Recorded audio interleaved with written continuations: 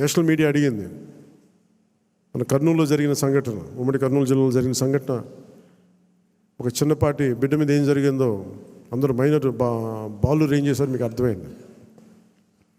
నన్ను స్పందించమన్నారు. ఏం మాట్లాడాలంటే, ఒక 18 ఏళ్ళు దాటిన యువతనైతే ఎలాంటి పనిష్మెంట్ అని ఇచ్చేయచ్చు. ప్రతిసారి ఇలాంటి దుర్ఘటనలు జరిగినప్పుడల్లా ఒక మనిషిని ఎన్కౌంటర్ చేస్తే సమస్య తీరిపోద్దా అనేది ఎప్పుడు నాకు సందేహం.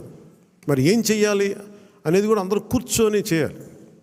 అందుకని మన వ్యవహార శైలి, ముఖ్యంగా రాజకీయ నాయకుల్లో చాలా మార్పు రావాలి. వీరి భాషా వ్యవహారాల్లో ఇష్టం వచ్చినట్టు తిట్టేసి, ఇష్టం వచ్చినట్టు బూతులు తిట్టేస్తే, నాయకుల్ని రౌడీల్ని పెంచి పోషిస్తే చిన్నపిల్లలకు కూడా అది ఆలవాలం అయిపోయింది. అందుకని లా అండ్ ఆర్డర్ విషయంలో మీరు చాలా టఫ్గా ఉండండి. మన ఎమ్మెల్యేలందరికీ చెప్తా ఉన్నాను, మన ఎంపీలందరికీ చెప్తున్నాను, చాలా చాలా బలంగా ఉండండి, అన్కాంప్రమైజింగ్ ఉండండి లా అండ్ ఆర్డర్ సంబంధించి.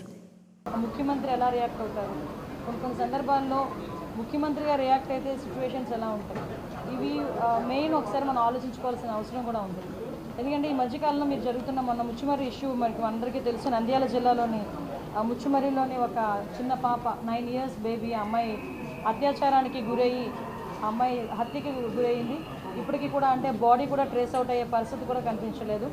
సో ఇటువంటి సిచ్యువేషన్స్లోని మాట్లాడేటప్పుడు కూడా చాలా క్లియర్గా ఇటువంటి సంఘటనలు ఎందుకు జరుగుతున్నాయి, ఇది ఒక ఎత్తు అయితే, నిన్ననే మనం చూసాం ఒక 6 నెలల పసికందు, నిజంగా వాడిని రాక్షసుడు అనాలో వాడిని ఏమనాలో కూడా అర్థం కాని పరిస్థితి ఉంది. అటు ఒక చిన్నతాత వరుస అయిన వ్యక్తి ఆ అమ్మాయిని అబ్యూస్ చేయడం, 6 నెలల పసికందు మీద కూడా అత్యాచారానికి ఒడిగొట్టడం నిజంగా చూస్తూ ఉంటే కొన్ని సిచ్యువేషన్, అతని సిచ్యువేషన్ కూడా మేము అక్కడ ఎస్పీ గారిని కూడా నాకు తెలిసిన వెంటనే నేను ఎస్పీ గారితో మాట్లాడడం జరిగింది. ఎస్పీ గారు చెప్పడం కూడా ఏంటంటే, కంప్లీట్గా తాగిన మైకంలో, ఎంత తాగాడంటే ఈవెన్ పోలీస్ స్టేషన్కి తీసుకొచ్చిన తర్వాత కూడా అతనికి తెలివి రాలేదు, అప్పటికి కూడా అదే మైకంలో ఉన్నాడు. అలాంటి మైకంలో ఆ పిల్లని చిన్న పసికొందిని అత్యాచారం చేసిన సంఘటన కానీ ఇవన్నీ చూస్తూ ఉంటే చంద్రబాబు నాయుడు గారు నిజంగా స్టార్టింగ్ ఇవే టాపిక్స్ ఎత్తుకున్నారు. మేము కూర్చున్న తర్వాత అసలు ఎందుకు ఈ పరిస్థితులు వస్తున్నాయి, ఎందుకు ఇటువంటి సిచ్యువేషన్స్ ఎందుకు మనం ఎదుర్కోవాల్సిన అవసరం వచ్చింది, ఎందుకు లిక్కర్ మీద, గాంజా మీద, డ్రగ్స్ మీద మనం ఎట్టి పరిస్థితులు ఉక్కుపాదం మోపాలి.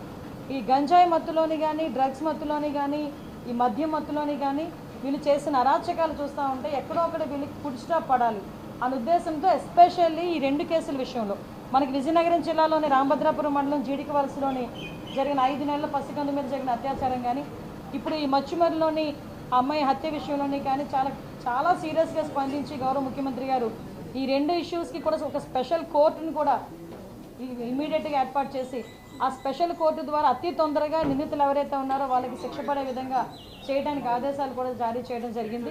అదేవిధంగా ఇప్పుడు ఎవరైతే మనకి ఈ ముచ్చుమర్రి విషయంలోనైతే అమ్మాయి మరి అతి క్రూరంగా చంపబడింది. ఏదైనా మనం మామూలుగా మాట్లాడుకునేటప్పుడు కూడా చాలా క్లియర్గా ఆలోచన చేసుకోవాలి. ఆ అమ్మాయిని కూడా గొంతు నిలిపి చంపి అక్కడ వాళ్ళు చెప్పిన విధానం బట్టి ఒక రాయి కట్టి అక్కడున్న చెరువులోనో కొలలోనో పడేసిన పరిస్థితి. సో అటువంటి సిచ్యువేషన్లో అమ్మాయి బాడీ కూడా ట్రేస్ అవుట్ అవ్వలేదు. ఎన్డీఆర్ఎఫ్ బృందాలు ఇంచుమించుగా చాలా ఎక్కువగా మేమందరం కూడా పంపించడం జరిగింది. ప్రతిరోజు కూడా కంపల్సరీగా చంద్రబాబు నాయుడు గారు దీని గురించి మానిటర్ చేస్తున్నారు. మమ్మల్ని ప్రతిరోజు అడుగుతున్నారు, ఎంతవరకు వచ్చింది రిపోర్ట్ ఏంటని అడుగుతున్నారు. దీని మీద మేము అంత ఎన్డీఆర్ఎఫ్ బృందాల దగ్గర నుంచి అన్నీ కూడా ఎతికినా కూడా అమ్మాయి బాడీ అయితే ట్రేస్ అవుట్ అవ్వలేదు. ఇప్పుడు ఆ తల్లిదండ్రులు వాళ్ళు ఎవరైతే నిందితులు ఉన్నారో నిందితులను కూడా పట్టుకుని రిమాండ్కి పంపించడం కూడా జరుగుతుంది. అరెస్ట్ చేయడం జరిగింది. ఇప్పుడు రిమాండ్ కూడా పెడుతున్నారు. అట్ ద సేమ్ టైం ఆ కుటుంబానికి చనిపోయిన బిడ్డను ఎవరు కూడా తీసుకురాలేదు. జస్ట్ వాళ్ళకి ఒక కాంపెన్సేషన్ విషయంలో ఒక 10 లక్షల రూపాయలు ఇవ్వాలని చెప్పి ఆ ముచ్చుమరి కేసులో మనకి 9 సంవత్సరాల ఆడబిడ్డకి ఏదైతే అన్యాయం జరిగిందో, అమ్మాయి హత్య గావించబడిందో ఆ కుటుంబానికి 10 లక్షల రూపాయలు. అదేవిధంగా ఇప్పుడు అత్యాచారానికి గురైన బాలిక ఉంది, బాలిక ఇన్ ద సెన్స్ పసికందు, ఆ పసికందుకి కూడా ఒక 5 లక్షల రూపాయలు ఫిక్స్డ్ డిపాజిట్ చేసి రేపు పొద్దున్న అమ్మాయికి ఉపయోగపడేటట్టుగా ఫిక్స్డ్ డిపాజిట్ చేయమని కూడా ఇప్పుడే సీఎం గారు ఆదేశాలు ఇచ్చారు. ఈ విషయంలో ఎలాంటి వాళ్ళైనా కూడా పగడ్బందీగా ఎట్టి పరిస్థితులను వదిలే ప్రసక్తి లేదు అని చెప్పి చాలా క్లియర్గా చెప్పడం జరిగింది. అట్ ద సేమ్ టైం ఈరోజు ఏదైతే గంజా విపరీతంగా పెరిగిపోయి, డ్రగ్స్ విపరీతంగా యూసెస్ పెరిగిపోయి నకిలీ మద్యం తాగి వాటికి అలవాటు పడిపోయి వాటి నుంచి బయటికి రాని సిచ్యువేషన్స్లో ఉన్న వాళ్ళని కూడా ఏ విధంగా బయటకు తీసుకురావాలి, ఏ విధంగా రీఅడిక్షన్ సెంటర్స్ ఏర్పాటు చేయాలి, వీటన్నిటి మీద కూడా రివ్యూ జరుగుతుంది. డెఫినెట్గా రాబోయే కాలంలో ఆడపిల్ల మీద ఒకటి మాత్రం చాలా క్లియర్ అండి, ఆడపిల్ల మీద తప్పుడుగా చూడాలనుకున్నా కూడా భయం కలగాలి. తప్పుడుగా వాళ్ళ మీద ప్రవర్తించిన రోజే అదే ఆఖరి రోజు అవ్వాలి వాడికి అన్న విధంగా చట్టాలని కూడా మేము క్లియర్ కట్గా చట్టాలని కూడా మేము చేసుకుంటామండి. డెఫినెట్గా రాబోయే కాలంలోనే ఆడపిల్లల మీద ఎటువంటి అఘాయిత్యాలు జరగకుండా చూసుకునే బాధ్యత కూడా తీసుకుంటాం. ఏదైతే ఈ రెండు విషయాలని కూడా నేనే స్వయంగా వెళ్ళి వాళ్ళకి ఆర్థిక సహాయం అందించేటట్టుగా నేను ఏర్పాటు చేసుకుంటాను.